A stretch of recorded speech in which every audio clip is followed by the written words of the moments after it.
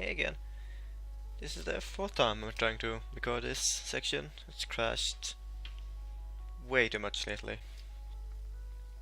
I'll just get rid of all those. Okay. First thing first, whenever I got a model, I bake out two maps. I bake out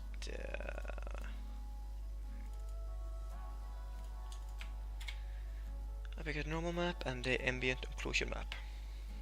I then use the normal map and use the tools within XNormal to bake out the right there and a cavity map out of the normal map. And as I showed earlier, I also get a wireframe from 3ds Max from the UVW editor. And then I just press Ctrl A, Ctrl C, Ctrl V, and I do this. Just copy over all layers. I'll just delete them now, I don't need them. I don't save. And we got the model in here. We got the AO, ambient occlusion. We got a cavity.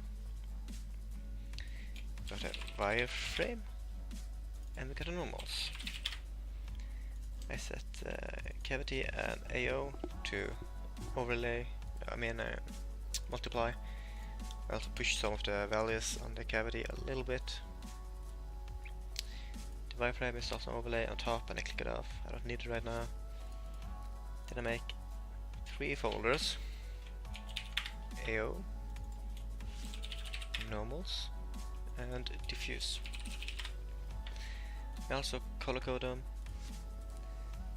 That's because this is a master file, which means I'm going to have a lot of textures into one. I'm going to have all my maps into this PSD, which does mean I get a lot of folders going. So it's hard to distinguish when I'm in normals or specular or diffuse.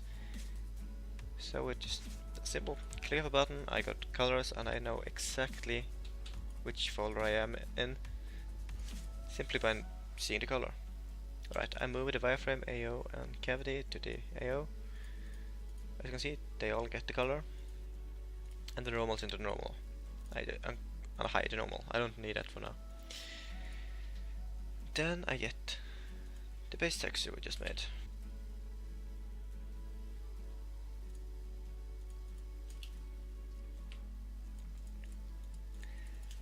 Now, this part up here is wood. So, since there are different materials, I'm gonna group them. Metal for the iron, and wood. Wood. I just put my metal under the metal one, and I make a new layer under wood, and just call that, I don't know, wood base.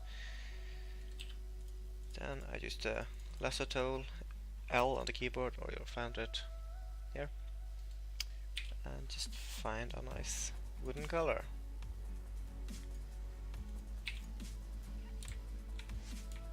Something like, I don't know, this. I then got this wooden texture from CG Textures.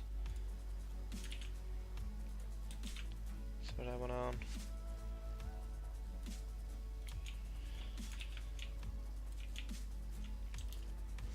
The benefit with wood is that it can actually stretch it out. Since you're stretching with the grains, it doesn't look too bad, but it's generally a bad practice to stretch textures, keeping the right resolution. Grayscale it and overlay it, put it like 65%. Then I want to darken the texture a bit.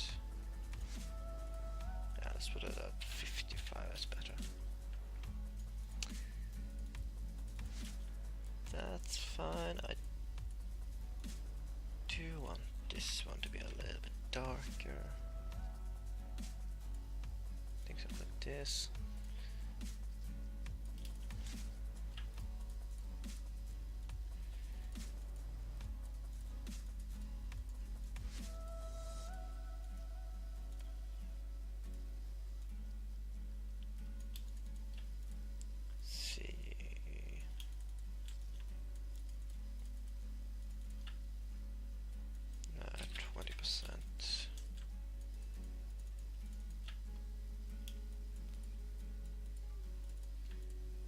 this one I'm not particularly happy with. I want to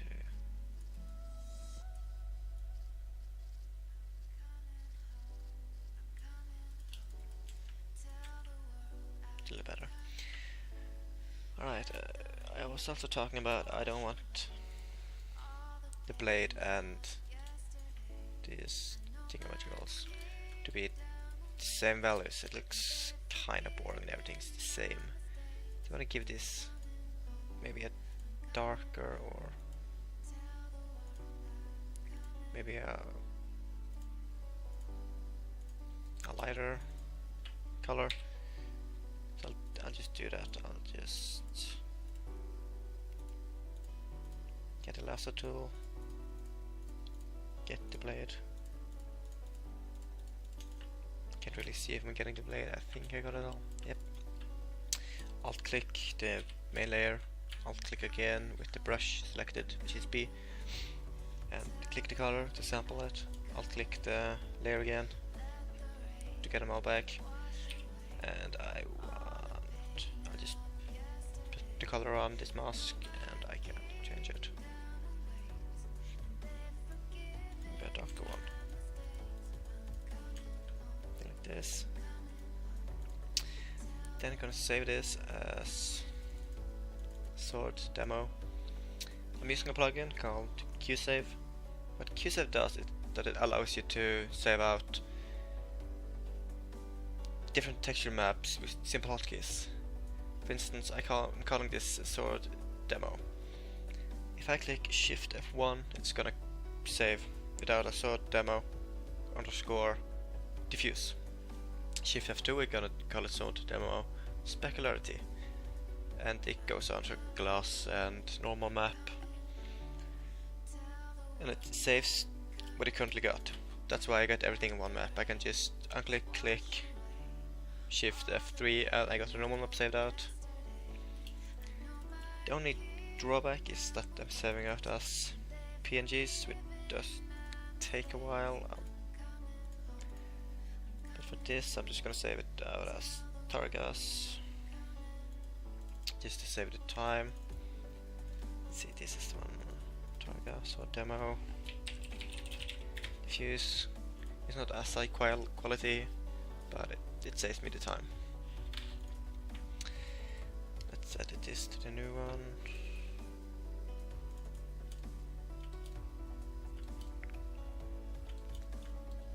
What I did here is that I just clicked off the specularity. I don't need it.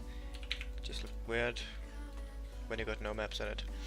And I don't like to use marmoset when I don't got any specular or a glass map. I mean, we could check it out, I guess. Diffuse, normal. I mean, no, that's weird. It doesn't look interesting. This is a little more neutral, so excuse me. Did notice this thing should not be here. Here we go. And that's nice. A good start. The wood is looking okay. I actually think I'm going to move this mood in groups. This is supposed to be a squarish thing, so that's better. Okay, that's nice. That's nice. Then starts the fun. I'm just gonna group these some more. Base, as in base layers. Make a new group. I'm gonna call this values. I'm gonna have a few. I'm gonna start with FAO, fake ambient occlusion, HL, highlights, ET, edge trace, BET, bigger edge trace, a big edge trace. VAR, value, variation. I don't think I'm going to use color variation. I don't particularly want too much color in this, otherwise it'll just turn out like the one I ran in Skyrim, which I'm trying to get a bit different than that. Alright, next step, I tend to start with ET edge tracing. I'll just start with a white brush, keep this layer on and pass it on overlay. The brush I'm going to use is a custom one, sort of. It's a square brush. It comes with Photoshop square brushes. Just click this card, like design, load. This here under here we got square brush right there. Click it, F5, get up the menu, and I got shape dynamics, scattering, transfer, and smoothing. You should play with the settings. The whole point with this brush is, let's get it. Let's get a little bigger. It's this sort of rough edge to it. I like to have that on the edges. I'm also going to take the wireframe and put it down to about 50% so I can see what I'm doing. I'm going to use a 2 pixel big brush, and I'm just going to run through the edges. Oh, also I want to set the flow to 25%. Just give that a more natural feel. Just about running through all the edges you think would deserve scratches. I'm thinking, I'm currently painting on these edges. I don't know if that's really necessary. You don't really see them. Or if I give it a new smoothing group, would that help? No. Yeah, that's pointless. Alright, let's try again. I'll just start with the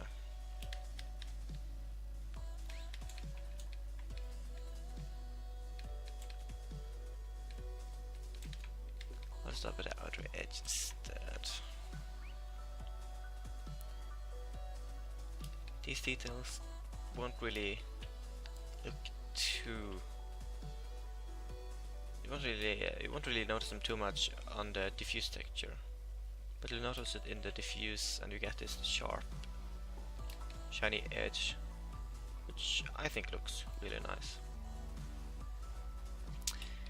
Edge tracing is something you can spend however long you want to, really. I tend to start like this and I get bored and suddenly it's more like this. Then maybe I zoom out and you know it goes all crazy. But try to spend some time of it. Just try to think, where would this scratch? This is the edge tracing. It's sort of, the main reason you got it is to pop out edges, to make them actually show. This doesn't look good, I gotta change that. Can probably change that in the UVs later on.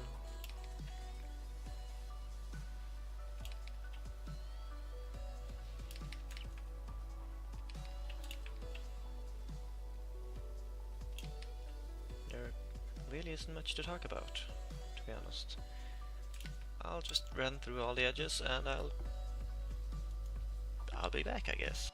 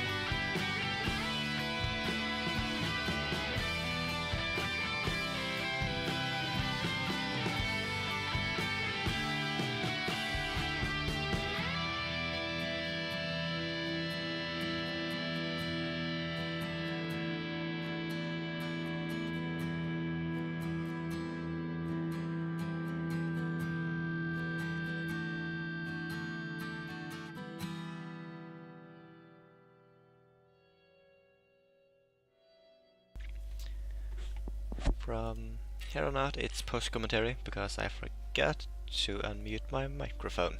I'm a genius like that. Anyways, as you saw, I ran through the wood using a bigger brush than I previously used.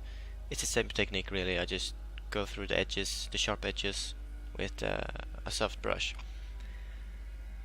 I'll do the same technique on the metal now, on the BET layer. It's the same brush, the square brush. I have it at 15 pixels, it really depends.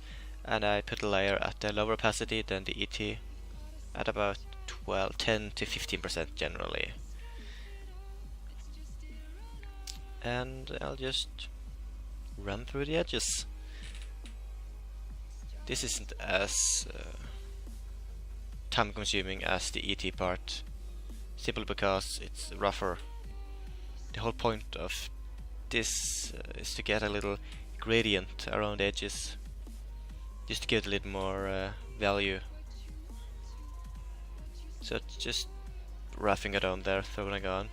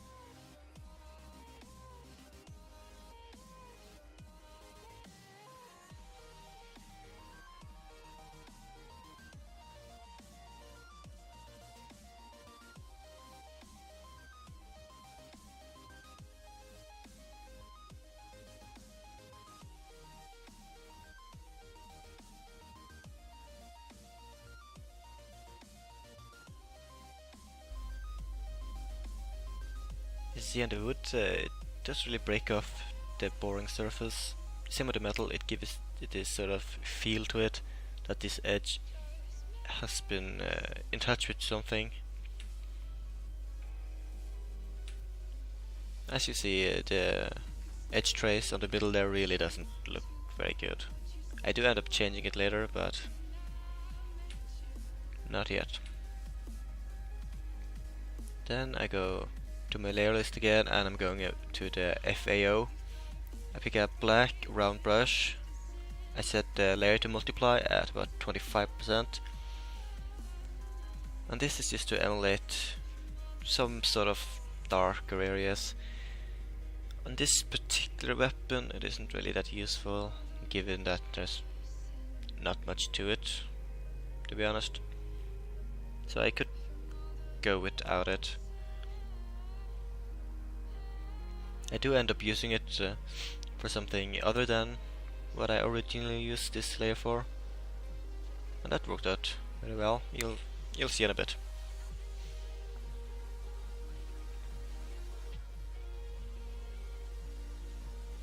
So I'm just painting in black values at a low opacity, trying to get some sort of extra darker spots. I then go to the highlight layer. I said I want to overlay. Use the same brush, which is the first brush you got.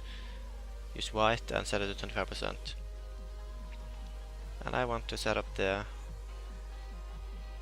tip of the blade to be a little brighter than the rest. That's what sort of hit me. To have this sort of gradient, to have it darker at the beginning and towards the tip it goes brighter. Which was, I'd say it was a success in the end.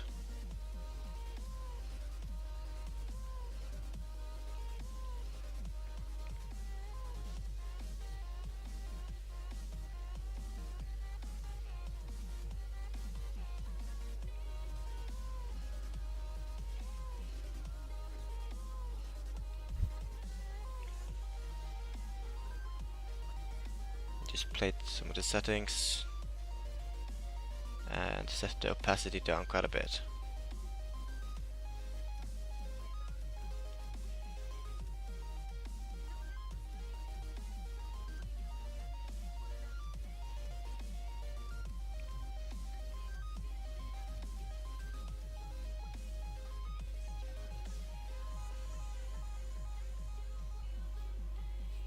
I'm just playing with the settings, the opacity, to try and get this gradient to be a little more, I don't know, to have a little more teeth to it. You can actually see it going from black to brighter grey. And then set up an ES layer, edge scratches, which I generally do on a weapon with a sharp edge. I don't really got any good scratch brushes, but I had this thing, so it didn't do terribly much. At a later stage I add another scratch layer, which ended up being much better.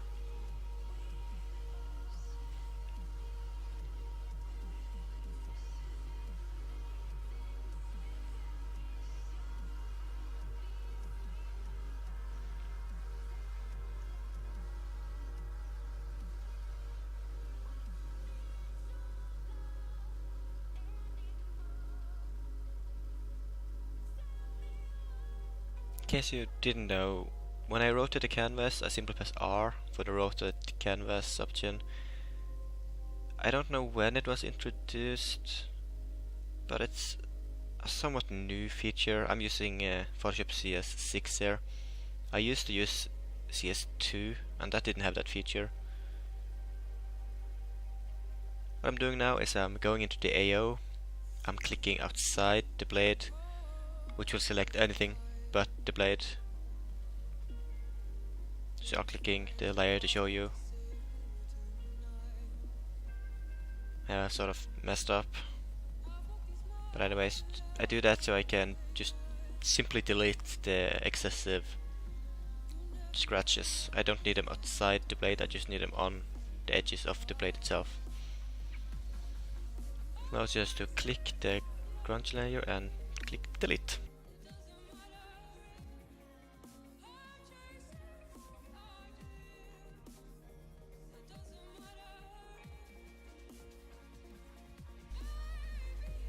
I then take the eraser at low opacity, just to try to smoothen out the transition.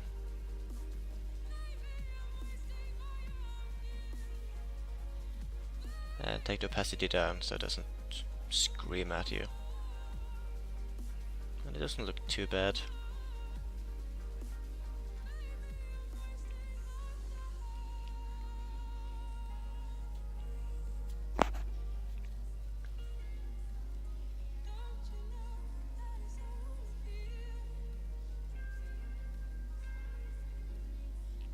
Just doing some organization on my layers, changing some opacity settings, just general tweaking, saving out and testing just to see how the scratches looks.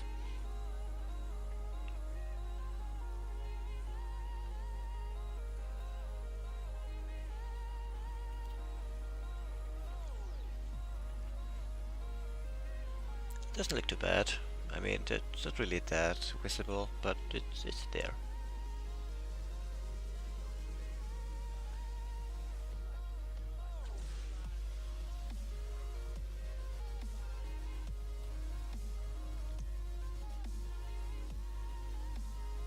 Do you see that horrible edge in the middle? That really doesn't look good. On the sculpt I had a sharper edge in the middle, but that edge sort of disappeared during the bake, so yeah. It is what it is, I guess.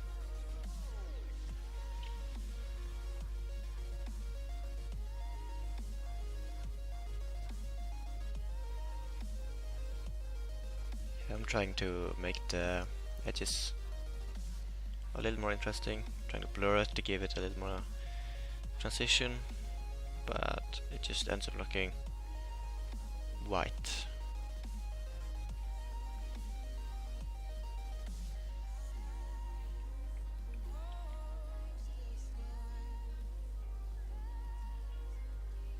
Then go to the VVAR, my value variation, use a Grunge brush, set the layer to overlay and about 25% opacity, use white and black, I'll go back and forth. Have the flow at 50%, 25 to 50% depends. I'll just splash on some different variation.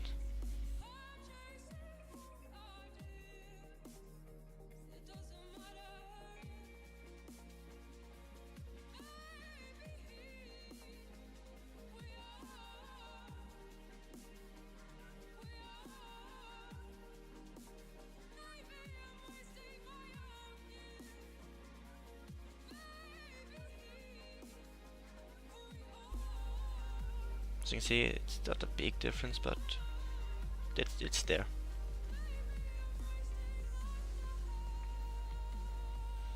So be careful doing these variations. If you are making a texture with tiles, it's very easy to break the tile and make it look, you really see the seam.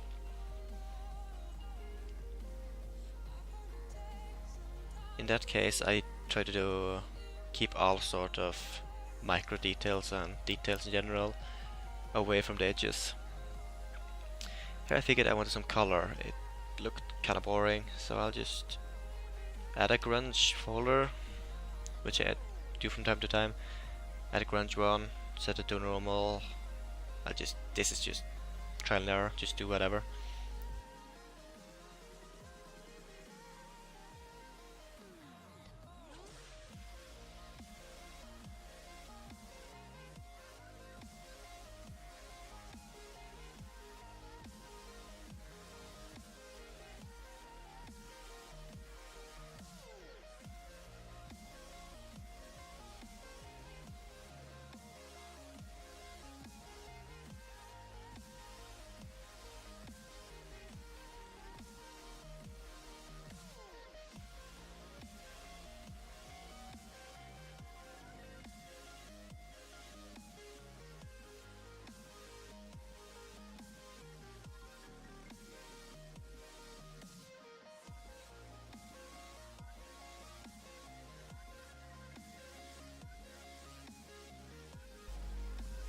Here I found a brush that was a little interesting. It had these sort of teeth to it, so I figured, why not just try?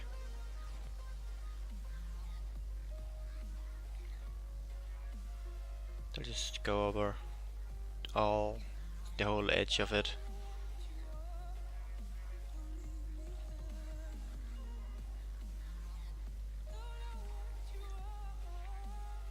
But even then you can see that this isn't random, there's a clear system to it, which I don't like. But you gotta use what you got.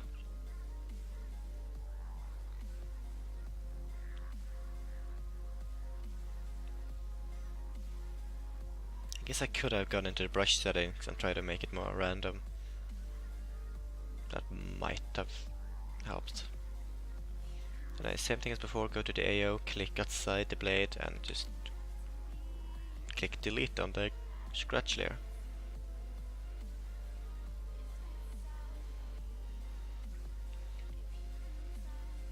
Then just play with the settings again. I go with soft lighting, overlay, it's going to lighten to the texture itself, so there's sort of a brown hint to it. That means that when you overlay it, it's gonna have some sort of brown color. I want a very white color for the edges, so I use soft light or hard light.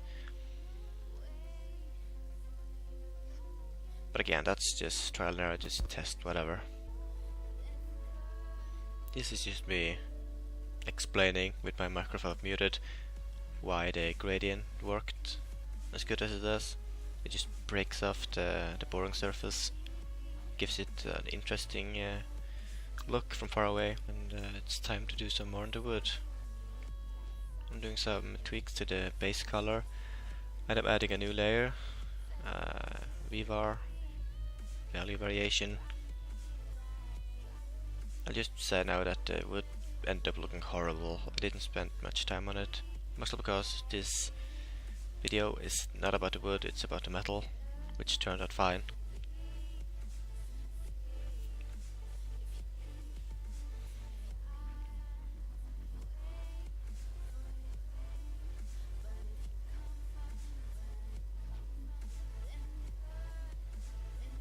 I think the issue I did here was that I had a too bright. The white values were too bright. They should have been darker. I tried splashing some color, which again is it's too big of a variation from the original, so it looks sort of, I don't know, weird. It doesn't look natural in any case.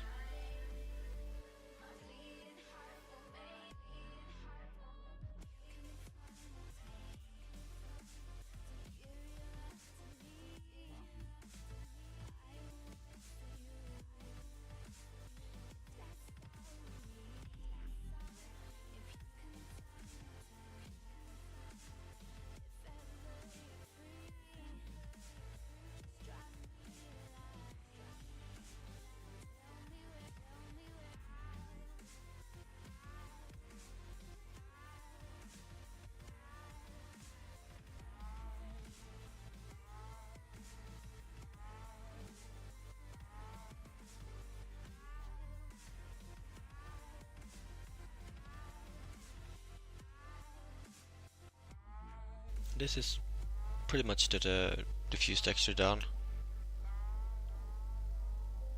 Not counting the wood, it doesn't look bad. I'd say it's acceptable. From that we're gonna make the specular and glass and normal. But I want to start with specular because that has the biggest impact. So I'll duplicate my diffuse map. I'll rename it to specularity or spec, and I'll change the color to blue.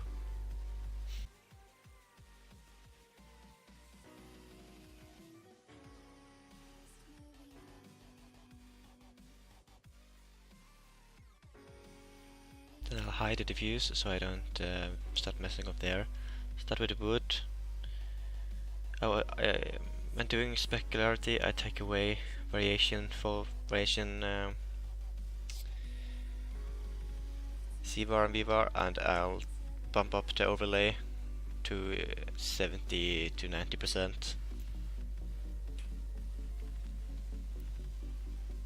I also take down edge trace, and generally everything I push down without the overlay, which I bring up.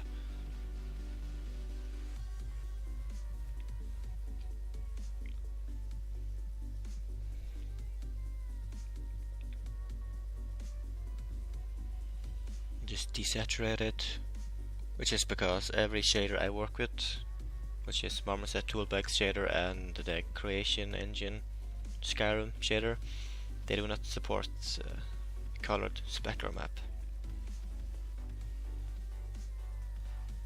So I'll just use the brightness and contrast under image. I'll just slowly work towards it.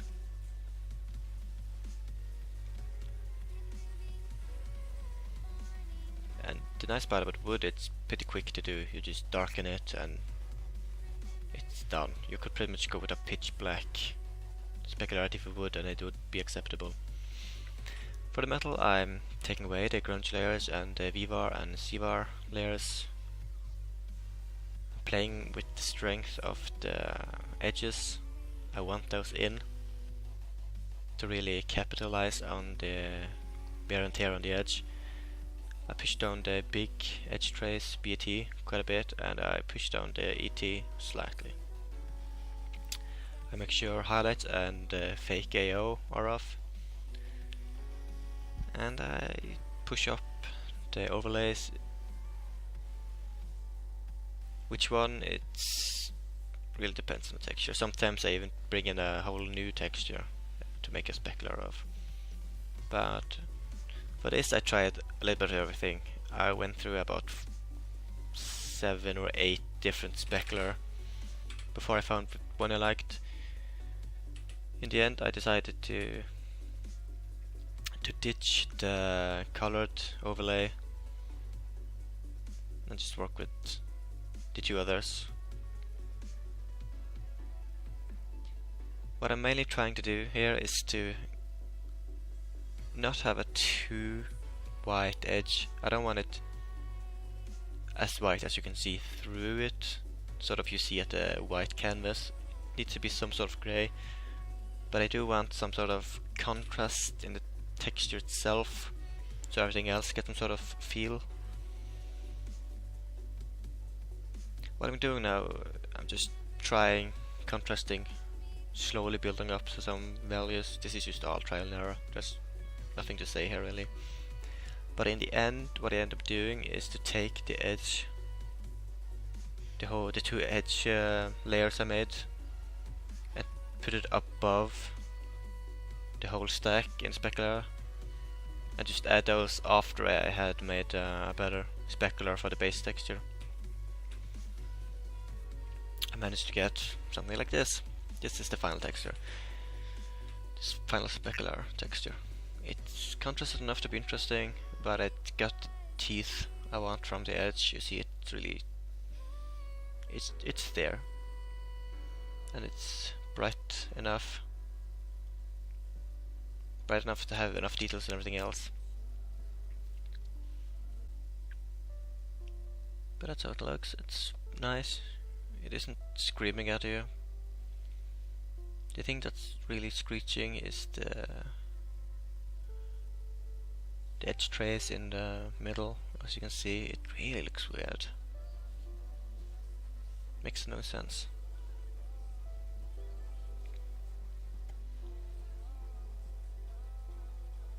So I just use the healing brush,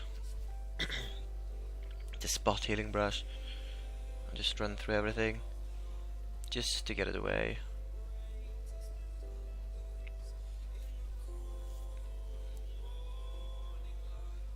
I then use the clone stamp to clean up the artificial spots that doesn't really look like it belongs.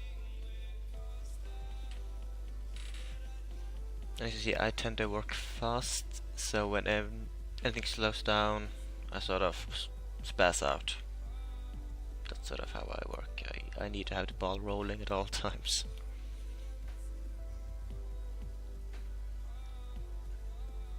Using the clone stamp to clean it up, then saving it out just to test it. Again, if you got Q save, it's just a matter of pressing one button and it saves. I'm just making the gloss. I copy the diffuse again, make it green, which is the color code I use for gloss map. The main difference between gloss and specular is mainly it's a different side of the spectrum. For specular, black means no shine, white means it shines a lot. Gloss determines the width, just showing you the difference between no gloss and max gloss. This is like a mid gloss, and this is a sharp gloss. This is all white.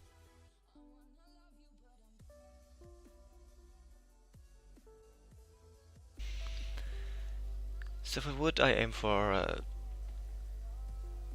mid-grey typically. It depends on the wood.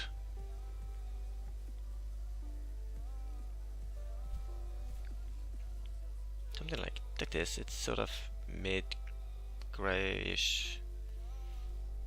I'm painting out some of the areas that's annoying me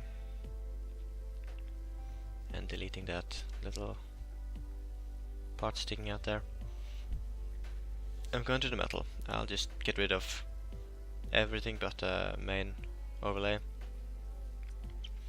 I take away the grunge layers, and I take out everything I did in the specular. I generally don't spend too much time on the glass map, mostly because I don't really understand this as much as I do the other maps. The difference between having a good one and just an average one is, at least I can't see much of a difference. It's the specular map that really defines the material, not the glass map. It helps, of course, but it isn't the end all be all. But anyways, I wanted this to be sort of have a sort of a sharp shine, a contrasted shine. So I'll go for a very bright glass map.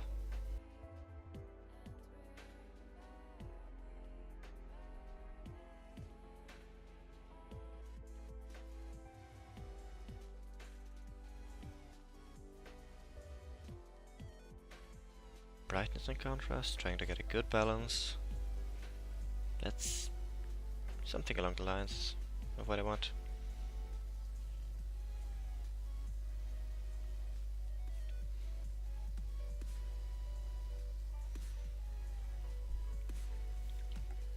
Then we chip it in the Xolio viewport for 3ds Max.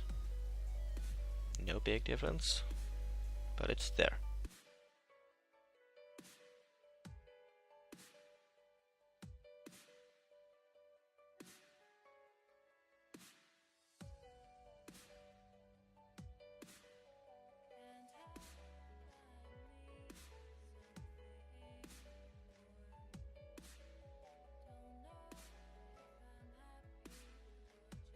Yeah, I'm trying out a glass map and I end up changing some smoothing groups,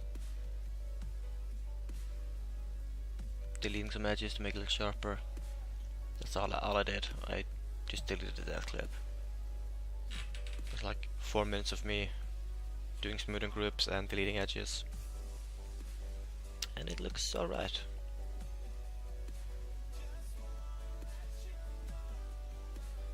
No, that's not bad. The only thing I do from here is to add the normal map. I do some marmoset changes now to do the final render. I sort of forgot about the normal map at this point, which is mostly because I tend to take the normal map. I tend to do the texturing in one sitting and I do the normal map afterwards.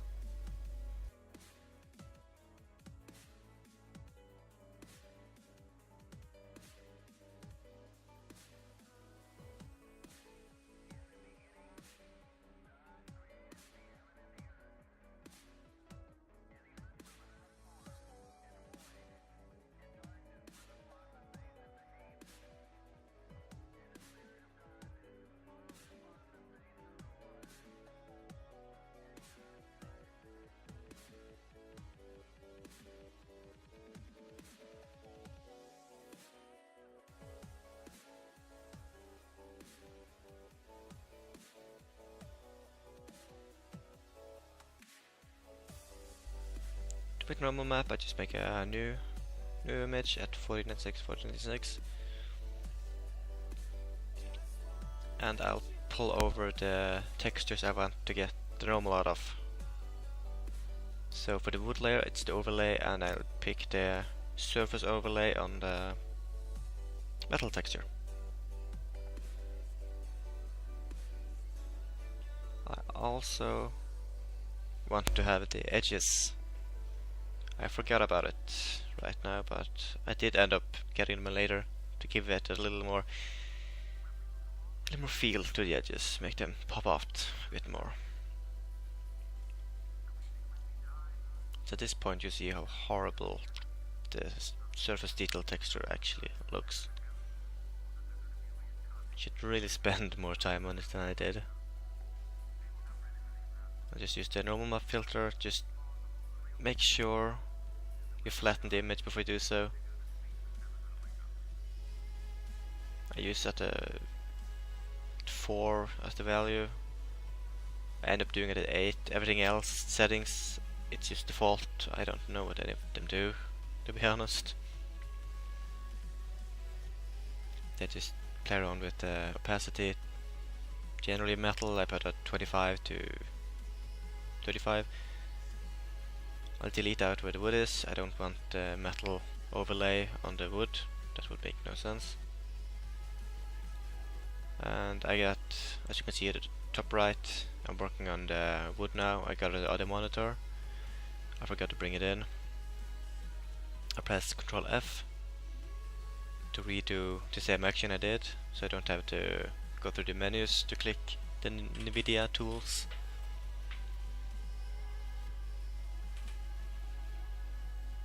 And I'll just invert the green channel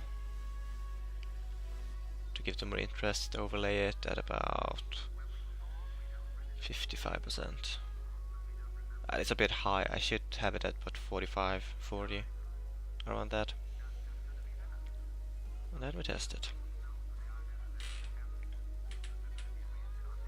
That's the normal map.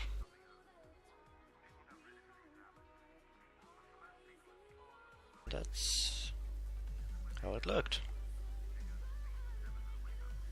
I added the final edges to the normal map. Just get a quick render out, image to clipboard, plop it in, and there we go.